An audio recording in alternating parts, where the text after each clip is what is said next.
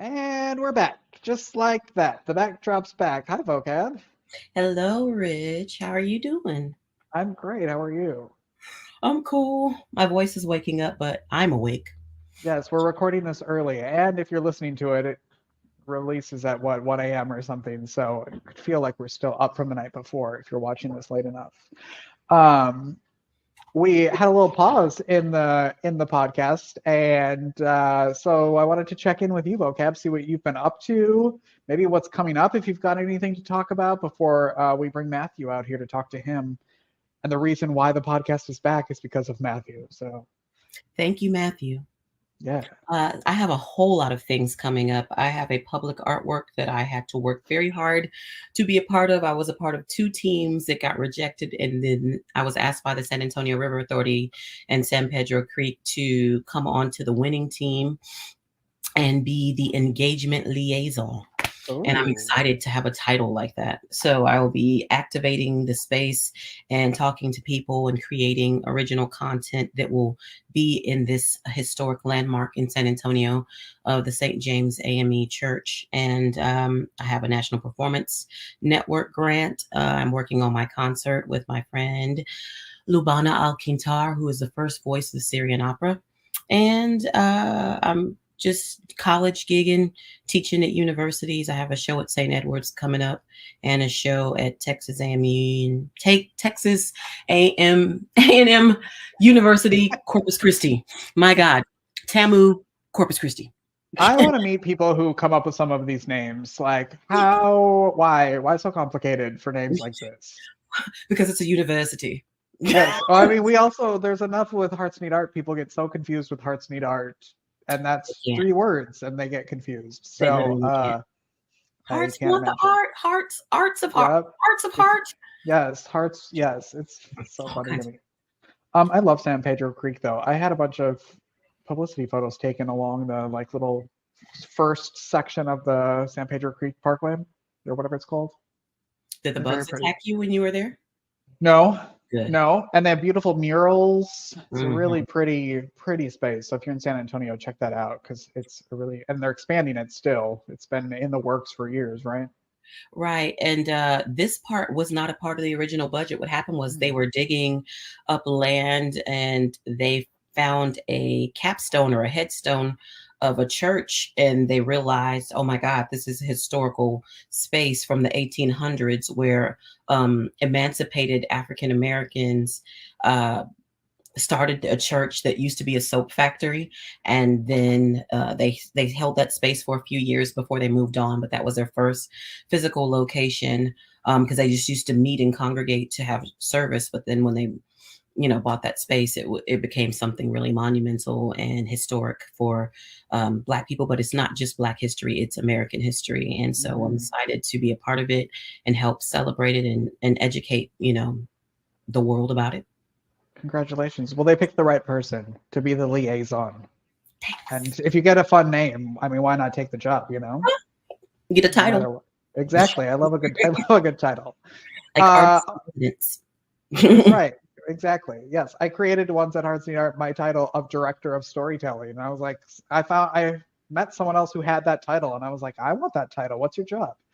And so, and I was like, director of storytelling. That's a good title. It is great.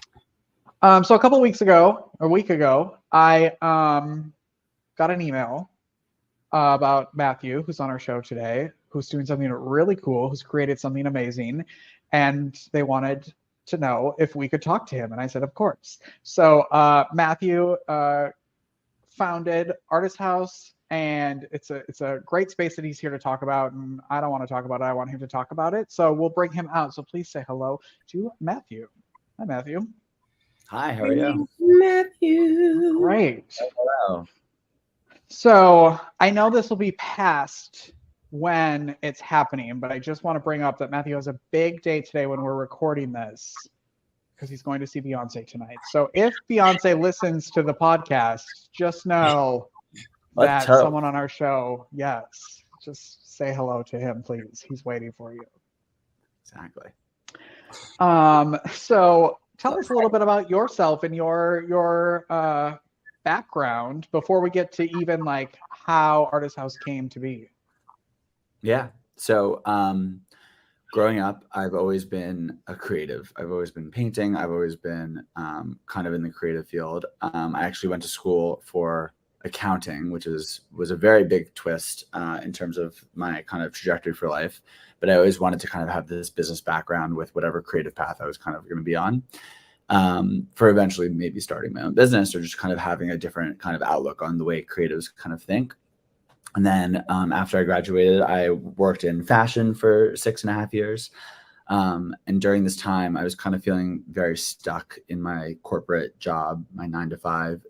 As creative as the fashion world was, I was still feeling kind of a lack of creativity thereof, just, from being at these big corporations. I was at Ralph Lauren for a while. I was at a different brand called Love Shack Fancy. And again, just kind of general corporate life, even though in the creative world was just not doing it for me. So about 3 years ago, I was in the middle of, again, my job at Ralph Lauren. And I kind of started developing this idea of, well, at first I was kind of like, I need to get back into painting and I need to get back into the space and feel very creative, feel very, I guess, pushed creatively. But living in New York City and, having a very small apartment, I was setting up shop in my room. So I had my easel in one corner, but then I had my canvases leaning against my TV and my paints on my bed and on the floor. And it was just a mess. And I was like, this isn't sustainable. It's not pushing me creatively. It's not, there's nothing inspiring me that's around me. So I set out to kind of find a studio in the city. But like I said, with New York City being very expensive, everything that I wanted to, any studio I wanted to rent was upwards of $2,500 to $4,000 for pretty much taking out a new lease on an apartment or commuting 45 minutes to an hour to just be at a studio that I probably wouldn't go to so often because, again, I still had my 9 to 5 job. So I kind of started thinking creatively and I was like, why doesn't this exist? Like, why isn't there a space that's affordable? And why isn't there a space that's, easily accessible and I can go to whenever I want and kind of pop in and pop out?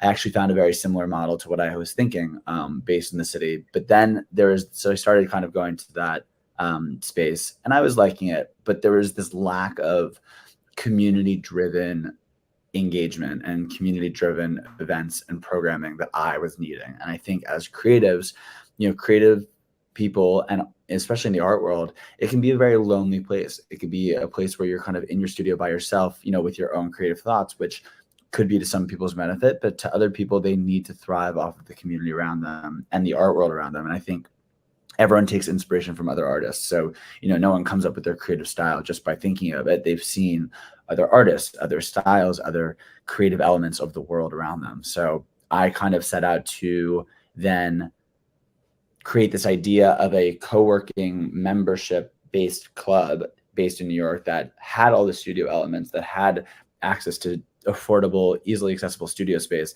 but then has this element of real interactive events and programming. So whether it's hosting talks from different gallery owners, whether it's hosting classes, whether it's hosting just events for the members to engage with other members, I was like, this has legs. This has the opportunity to really grow and shine and be something really incredible. And, you're, again, a lot of studios, you have a closed door policy. You're kind of closing the door behind you and you're in your studio. This concept, you're kind of working inches away from other artists. So if I'm working on a piece and I'm like, hey, how did you do that style? Or, hey, how did you do that technique?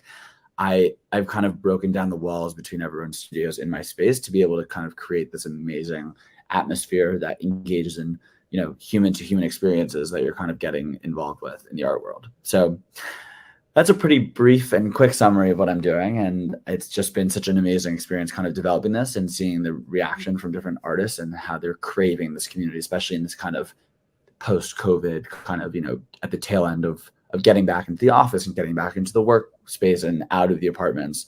I think people are really needing it and people are really excited about it.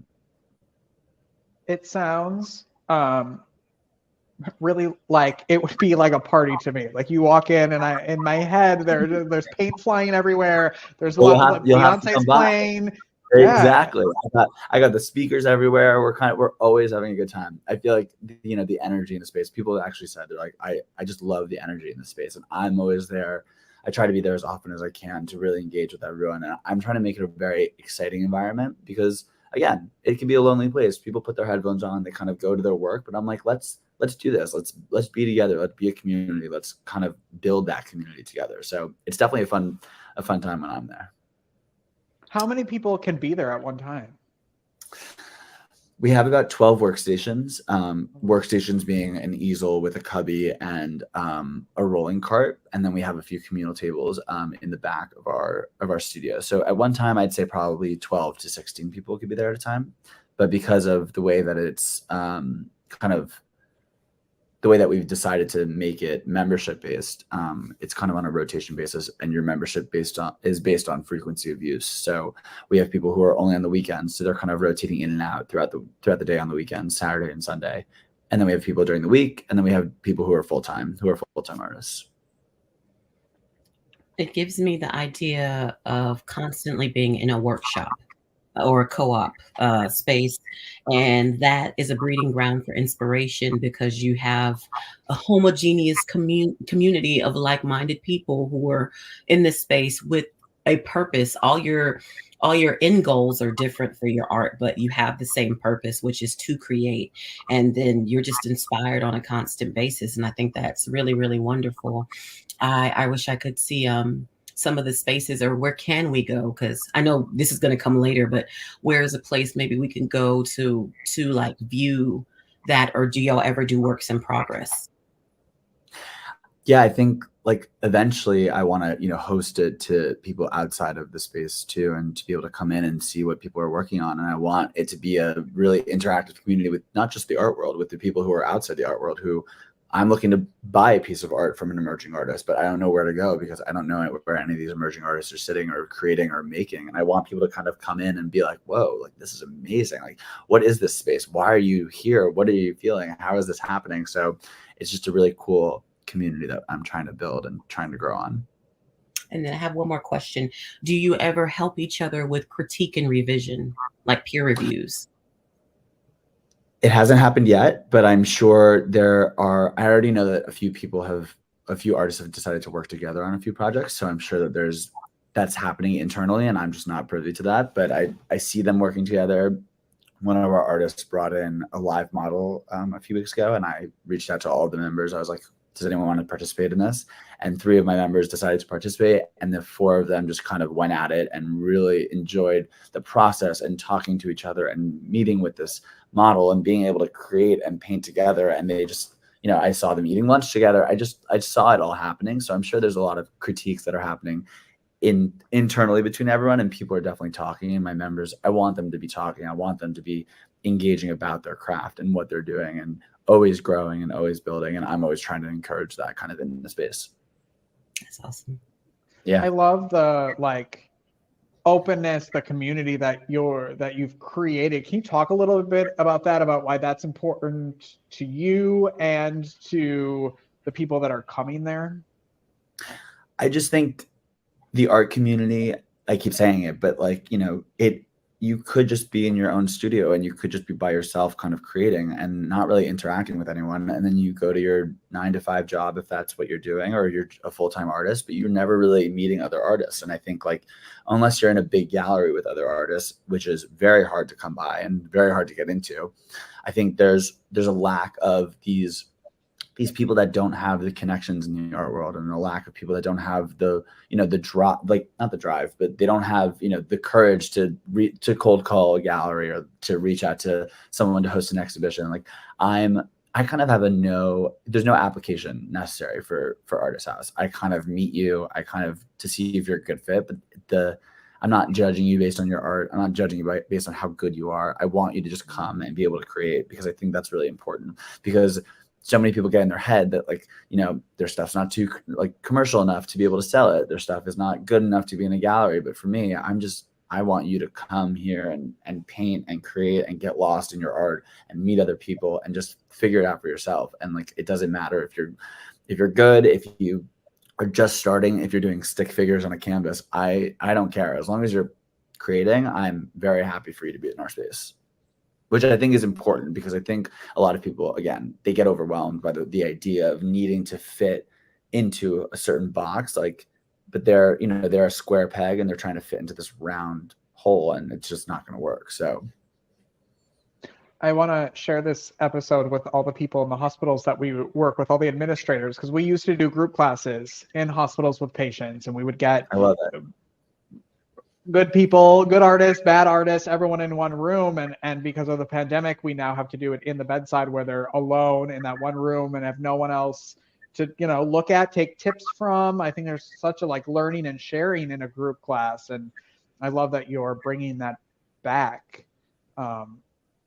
And available to people that you can just do it. Like you said, it doesn't matter. As long as you're doing something, you can be here. And I could think my stick figure is the greatest thing since Picasso. And if that means if I feel that way and I am feeling empowered by that, then by all means, I'm going to keep going at it. I'm going to keep doing it. So, art is so subjective to whoever's doing it themselves. So, and whoever likes whatever they like. And, I think it's just important to get in and keep creating. And you're never going to grow if you stop or if you're limited in any capacity. So why not break those limitations and really get yourself in the studio to be able to create at all times of the day, at all hours of the day. You just opened, right? We opened on August 1st. Yes. Wow. And what are you what are you hearing from the people that are coming in there, or even just stopping by to, interview and see if they can, who are interested in it? What are you hearing?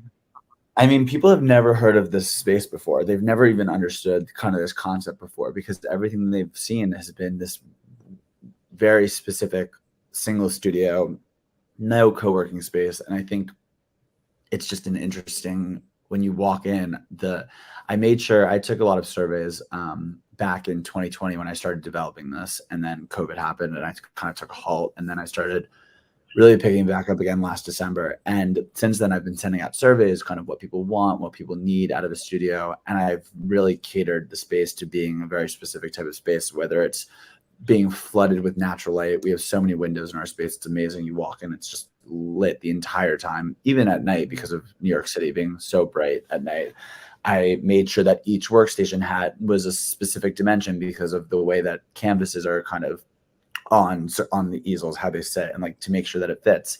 I kind of made sure to make an environment that was catered to the needs of my members, even though they weren't even members yet. And as people kind of continue to come in, they're like, hey, I would love to see a shade on that window because I do projection. So I'm like, great, I'm sure you want that, and I want to do that for someone else. I'm sure someone else has that exact same request. So I'm trying to kind of accommodate it. And as people are walking in, they're just totally astounded by what I've created and what is happening in the space. And again, you walk in, it's a very warm, amazing, inspirational environment that you're kind of, listening to good music and you're hanging out. And I've created a really cool coffee bar and a cool lounge area. And I want it to be a place where you can come for the entire day and you really don't have to leave. So people are kind of coming in being like, it's so inviting, it's so amazing. And I have one member who's there 7 days a week, who's full time. And every time I'm there, she just comes by my desk and she's like, I cannot thank you enough for this. This is literally the greatest thing I've ever been a part of.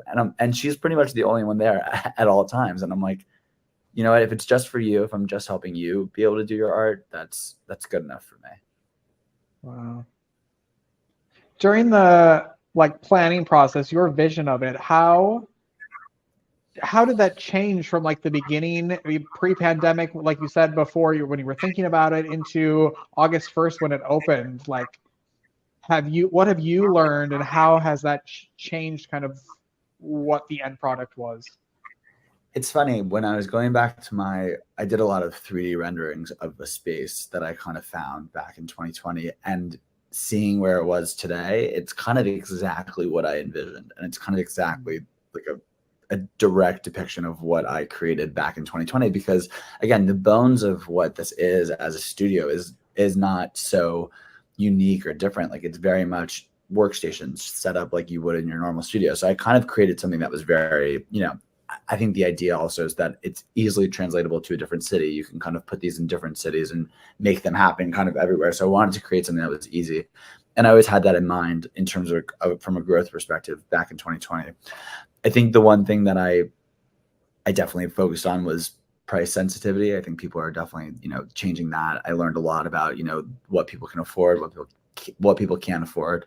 I think I was really excited about the concept, and I wasn't really interacting with any potential members back in 2020. So I wasn't really listening to what they had to say. I was touring some spaces back in February of 2020 that were, dark basements and that were just not the vibe at all. But for me, I was so excited about this new concept. So I was like, let's do it. Like, this is it. Like, we're going all in on this. But looking back on it, I know that I had to kind of reach out to these members and be like, what do you need? Because otherwise it would just be, it would fall short of what they always wanted and what they were looking for to be able to do what they wanted to do in the art world. Is New York supportive, like grant funding wise or resources for artists? Do you feel that, that the city has opportunities in that regard? I think so. I haven't, I think the opportunities are there. I think it's just kind of hard to find them necessarily. I know that the art world in New York especially is very vibrant, and like people are always supporting artists. I should probably look into more about that, because I think that's such an important aspect to getting people kind of going, and in any capacity, is to provide some sort of financial support in any way. But I think it's there. It might just be a little hard to come across. What I see happening for you, if you allow me to speak, is just really underserviced artists, people from niche communities or marginalized communities, probably at some point starting to reach out to you, especially if you're thinking about the LGBTQIA community, being able to service artists that come from that capacity, that come from that background, and saying, hey, can I come to you? Can I have a place that's like a refuge in a play, in a sense, but feels safe space for them to do. It's a safe space. And that's also why I don't really judge based on anything other than you being an exciting artist that wants to keep creating, because otherwise it becomes too specific, and it becomes this very, very specific type of person that's coming to Artishouse. I don't want that. I want it to be open to anyone who just wants to be in the world with other artists and wants to have a space that they can go to really just, settle in and talk and have an open forum. And again, I'm always there. I'm pretty much there 5 days a week, from 9 to 5, 9 to 6. And I'm sitting there, and if people have questions for me, and if people want to just talk about random things in their world, I'm there. I kind of act as their therapist almost in some capacity, because I'm just sitting there willing to talk about anything that they want. And I agree. I think having those marginalized communities and having, especially I'm part of the LGBTQIA plus community. And I think it's just so important to also, as part of my community, to get people in and to know that it's very much a safe space that they can come and create and do whatever they want in it. So where exactly are you located, for people who are like, I need to go there and I need to be there? We're located in the Garment District of New York. So it's right near Times Square. So it's on 38th and 7th Ave. So we're kind of right smack in the middle of New York, which is really nice. And we're near every train station goes right through us, which is nice. It's very easily accessible.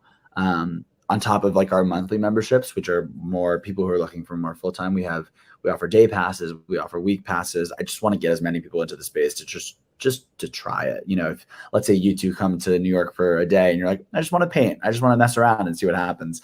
You can get a day pass and come. And I've also, for those people who are just kind of popping in and out, I've provided canvases and paints and brushes and materials for those who kind of want to just explore, because no one wants to go to the art store and buy all these paints that are very expensive and buy canvases and then just paint for a couple hours and then never think about it again. So I've kind of created I'm very communal. I have a whole shelf. I don't know if you guys saw, I don't know if Michael sent you our photos, but I have a whole shelf of paints and brushes and materials, random things that people can use and take from. And I'm seeing a lot of my members are also taking from the communal space. So it's good. It's really it's a good place for anyone to come.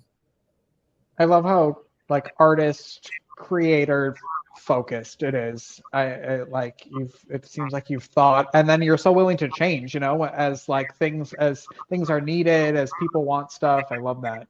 What do you think the future is? What's your hope for how this grows over time? I've spoken to a lot of artists. I'm in a lot of Facebook groups. I'm in a lot of different community discussion boards, just where I've been posting and kind of, posting about Artishouse to get new members. And I've been seeing a lot of people who are in different crafts, very hands-on crafts, that are looking for space too, whether it's potters, whether it's jewelry designers, whether it's textile designers. There's a lot of hands-on crafting people that don't have this kind of co-working members only type of club space to be able to work.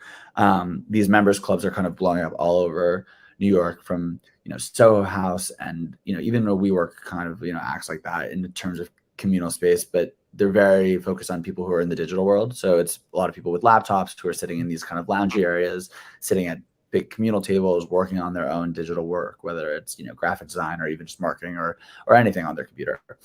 I am focusing, especially in the first phase of Artishouse, is really on painters, really on people who are like me, who are painters, drawers, kind of hands-on artists.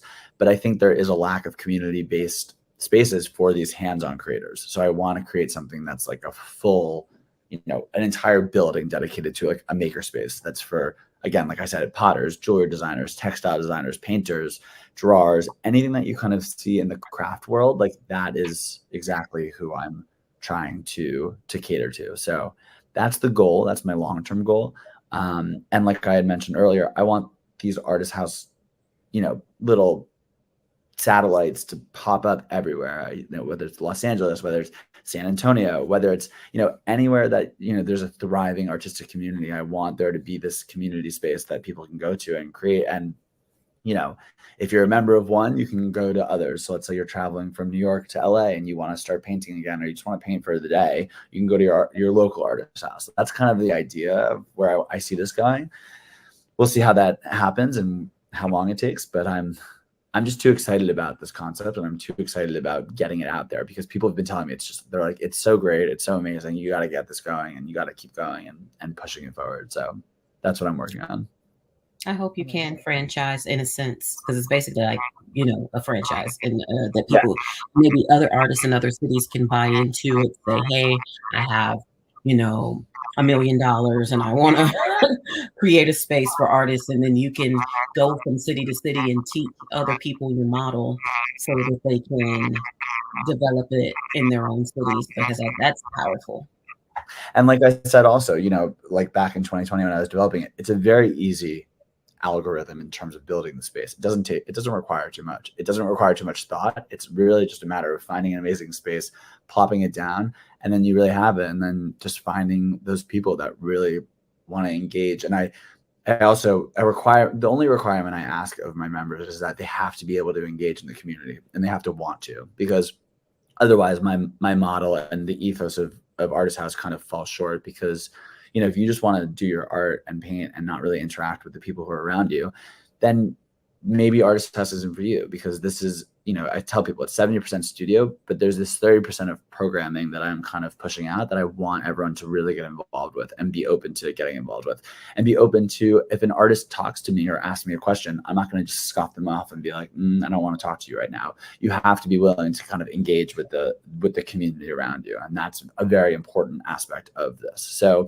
as long as we find artists that are doing that and want to do that, I think we can take this all over the world, all over the country to start, and just see where it happens. But yes, I'm excited about the opportunities to pop up in different spaces and different cities and see what happens, because artists need to meet other artists, and they need that, and to meet other artists in a different city to then collaborate and host an exhibition eventually. That's a goal of mine. Let's say I have an artist in LA, in Chicago, and in New York who all have seen each other through the Artishouse portal and are like, I want to create, let's do a show together. Like that would be a huge plus on my end. And that would be, a goal for me, is to bring all these artists from all different walks of life together, not just the New York City base. Because I feel like people who live in New York are a specific type of person. So bringing people from different backgrounds and cultures and whatever to kind of come together is really an amazing opportunity. Yeah, the community group aspect of art making, like everyone's, especially over the last couple of years, has been doing it all so individualized and in their own room, and everybody has their own space in their house. And to go back out and mingle and collaborate again is so exciting.